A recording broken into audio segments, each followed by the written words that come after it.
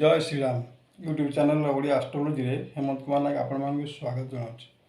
आसतु जानिबा मिथुन राशि व्यक्ति जून मासर फलाफल कौन रही राशि चक्र रे मिथुन राशि व्यक्ति विशेष ए मासरे किभଳି भाव जून मासरे किभଳି भाव अतिबाहित हेब। प्रथमे मिथुन राशि व्यक्ति विशेष विषय समय आलोचना करवा। मृगशिरा मिथुन 5 विभक्त 3 देवगण रही। आरद्रा मिथुन 6 विभक्त 3 मानव गण रही। पूर्णवश मिथुन 7 विभक्त 3 देवगण रही। मिथुन राशि 3 बार व्यक्त कर देवगण मानवगण दानवगण 3 गणर समाहार।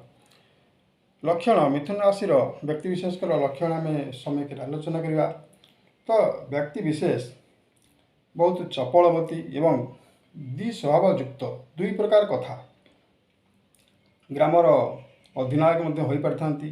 मुख्य दायित्ववान बहुत कार्य उक्त व्यक्ति न्यस्त कर चतुर बुद्धिमंत एवं सुशील मिष्टान भोजन प्रिय वचन अस्थिर कुटुंब वत्सल प्राप्त वयस व शेष भाग दुख भोग करि। गुरुवत्स बहुत गुणयुक्त वृक्षरु पतनर भय थाए। 16 वयस शत्रु भय।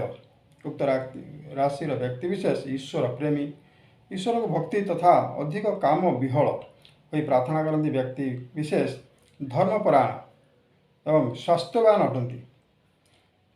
तो देवगण व्यक्ति विशेष हो मित्राधिपति बुध परोपकारी धैर्यवान और ऐश्वर्ययुक्त विद्यावंत जश सम्मान अधिकारी होता। बहु गुणर अधिकारी कृष्ण भक्तिपरायण सत्कर्म कार्यरत दैवी शक्ति रे विश्वास करिथांती एवं बहुत विकसित लाइफ जीवन टाइम रे करथांती। कर्म दक्षता एवं बल रे जश कीर्ति सुनाम अर्जन इत्यादि करथांती। महिला माने बहुमुखी एवं मिष्टभाषी मोहिनी कन्या सदृश मनर स्नेह ममता भार थाए।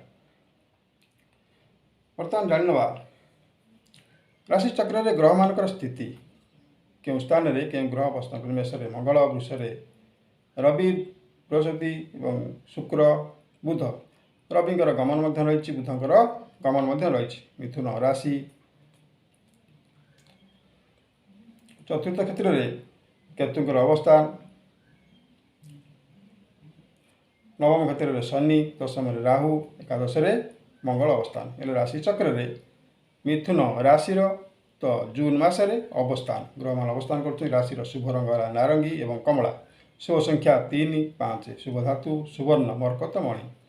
नाम राशि तो व्यक्ति विशेष जब जातक न थाए ताहले आमे नामर प्रथम अक्षर क किंबा ह होइथिले जानिबा मिथुन राशि बोली। अधिपति ग्रह हेले बुध।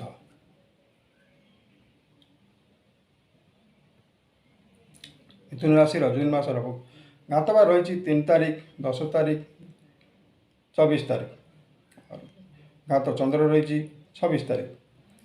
वर्तमान जानी नवा मंगल अवस्थान करुचंती मेष राशि रे अर्थात मिथुन राशि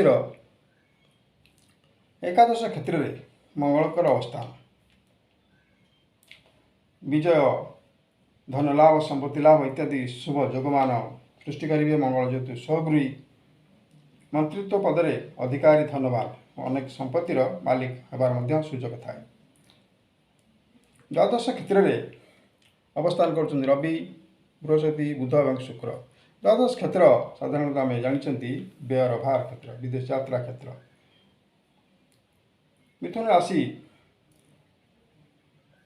द्वादश क्षेत्र में बुधंकर अवस्थान बुध अवस्थान कर व्यय बहुल अवस्थान धन स्वास्थ्य कार्य हानिकारक मानसिक चिंता चगलामी पिलालियामी बुद्धि ज्ञानर अधिकारी बुध होती ज्ञानर अधिकारी। तो क्षेत्र में द्वादश क्षेत्र में व्याधिपति स्थान में अवस्थान करुँच अर्थात चपलमती और व्यय भार वृद्धि घट। बृहस्पति द्वादश भाव में अवस्थान अर्थ व्यय भ्रमण कष्ट पारिवारिक अशांति शारीरिक असुस्थ और सम्मान हानि मित्र मानकर विरोध मिथ्या अपवाद इत्यादि अशुभ जोगमान सृष्टि करथांती। द्रव्य नष्ट एवं विशेष ବାହାରକୁ ଗ୍ରସ୍ତରେ ମଧ୍ୟ ଖର୍ଚ୍ଚାନ୍ତ ଅର୍ଥ ବ୍ୟୟର ବୃହସ୍ପତିଙ୍କର ଅବସ୍ଥାନ ଦାନ ଧର୍ମ ମନ୍ଦିର ନିର୍ମାଣ ଆଦି ଶୁଭ ଯୋଗମାନ ମଧ୍ୟ ସମ୍ପନ୍ନ କରିଥାନ୍ତି। ଅର୍ଥ ବ୍ୟୟର ଯୋଗ। ଶୁକ୍ରଙ୍କର ଅବସ୍ଥାନ ଦ୍ୱାଦଶ କ୍ଷେତ୍ରରେ ଶୁକ୍ରଙ୍କର ଚଳନ ସମୟରେ ବିଳାସ ସାମଗ୍ରୀ କ୍ରୟ ସୁଗନ୍ଧ ଦ୍ରବ୍ୟ ସୁଖ ଆଦି ଦ୍ରବ୍ୟ କ୍ରୟ କରିଥାନ୍ତି। ବନ୍ଧୁଙ୍କଠାରୁ ଅର୍ଥ ଲାଭ। ଶୁକ୍ର ହେଉଛନ୍ତି ବାକ୍ ଶକ୍ତିର ପ୍ରତୀକ।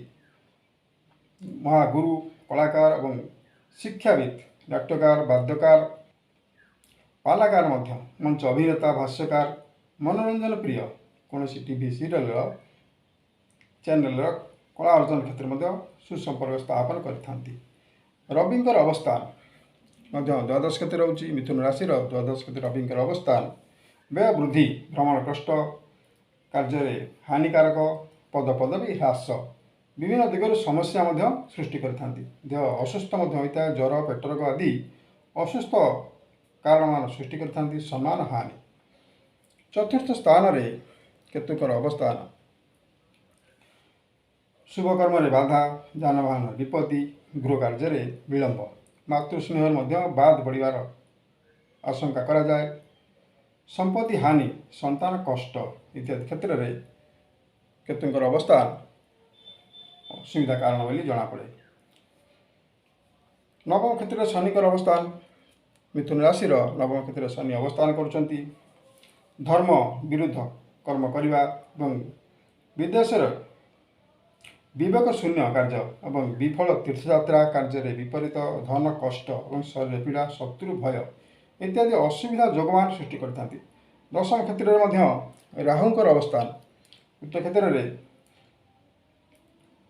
ଚଳନ ସମୟରେ ଦାନପୂର୍ଣ୍ଣ ତୀର୍ଥ ଦର୍ଶନ ଏବଂ କର୍ମ ବ୍ୟସ୍ତତା ବଢ଼େ ସମ୍ମାନ ବୃଦ୍ଧି ଘଟେ ଶତ୍ରୁ ଭୟ ମଧ୍ୟ ସୃଷ୍ଟି କରେ ଇତ୍ୟାଦି ଅସୁବିଧା ମାନ ସୃଷ୍ଟି କରିଥାନ୍ତି। ରବିଙ୍କର ଚଳନ ମଧ୍ୟ ମିଥୁନ ରାଶିକି ରହିଛି। ହେଲେ ମିଥୁନ ରାଶିର ଜନ୍ମ ରବି ତ ସମୟରେ ଜନ୍ମ ରାଶିର ରବିଙ୍କର ଚଳନ ସମୟରେ ସମ୍ମାନ ହାନି ହେବା ସହ ଧନ ନାଶ ଅସୁସ୍ଥ ଏବଂ ହୃଦରୋଗ ବିଭିନ୍ନ ଅସୁବିଧା ସୃଷ୍ଟି କରିଥାଏ। ଶରୀର ଅସୁସ୍ଥ ମଧ୍ୟ ଜଣାଯାଏ। ନେତ୍ର ରୋଗ ରକ୍ତଚାପ କ୍ଳାନ୍ତି ଏବଂ କାର୍ଯ୍ୟକ୍ଷେତ୍ରରେ ବିଳମ୍ବ ଏବଂ ପରିବାରଠାରୁ ବିଭିନ୍ନ ସମୟରେ ମଧ୍ୟ ଅସୁବିଧା ଅପବାଦ ମଧ୍ୟ ଶୁଣିବାକୁ ପଡ଼ିଥାଏ ଏବଂ ଅସମୟରେ ଭୋଜନ ବନ୍ଧୁ ମିତ୍ର ପଦସ୍ଥ ବ୍ୟକ୍ତିଙ୍କ ସହ ସମ୍ମାନ ହାନି ଇତ୍ୟାଦି ଅସୁବିଧା ମାନ ସୃଷ୍ଟି କରିଥାଏ। ଆମେ ମିଥୁନ ରାଶିର ଜୁନ୍ ମାସରେ କିଭଳି ଭାବରେ ଅତିବାହିତ ହେବ ଶୁଭ ଅଶୁଭ ବିଷୟରେ ଆମେ ସମୟକୁ ଜାଣିଲେ। ମିଥୁନ ରାଶିର ଜୁନ୍ ମାସର ଘାତ ବାର ରହିଛି 3 ତାରିଖ 10 ତାରିଖ ଏବଂ 24 ତାରିଖ। ମିଥୁନ ରାଶିର ଜୁନ୍ ମାସର ଘାତ ବାର ରହିଛି 3 ତାରିଖ 10 ତାରିଖ 17 ତାରିଖ ଏବଂ 24 ତାରିଖ। ଘାତ ଚନ୍ଦ୍ର ରହିଛି 26 ତାରିଖ। ଉକ୍ତ ତାରିଖ ଗୁଡ଼ିକ ସତର୍କତା ଅବଲମ୍ବନ କଲେ ମାସଟି ଶୁଭରେ ଅତିବାହିତ ହେବ। ମିଥୁନ ରାଶି ବ୍ୟକ୍ତି ବିଶେଷକର ଜୁନ୍ ମାସର ଫଳାଫଳ ସମୟକୁ ଆଲୋଚନା କଲେ ତେଣୁ ଜଣାଯାଏ ଯେ ମିଥୁନ ରାଶି ବ୍ୟକ୍ତିଙ୍କର ଜୁନ୍ ମାସର ଫଳାଫଳ ସେମିତି ସନ୍ତୋଷଜନକ ମଧ୍ୟ ନୁହେଁ। ବ୍ୟୟବହୁଳତା ଆର୍ଥିକ ଅନାଟନ ମଧ୍ୟ ଦେଖାଦେଇପାରେ। ବିଭିନ୍ନ ରାଶିଙ୍କର ଅବସ୍ଥାନ ବ୍ୟୟ ଦ୍ୱିପତି ଅଧିକ ଗ୍ରହ ଥିବାରୁ ବ୍ୟୟର ଭାର ଜଣାପଡ଼େ। ଉକ୍ତ ଆଲୋଚନାଟି ଆପଣମାନଙ୍କୁ ଭଲ ଲାଗିଥିଲେ ଭିଡ଼ିଓଟି ଲାଇକ୍ କରନ୍ତୁ ସେୟାର କରନ୍ତୁ ଏବଂ ସବସ୍କ୍ରାଇବ୍ ମଧ୍ୟ କରିଦିଅନ୍ତୁ। ଜୟ ଜଗନ୍ନାଥ।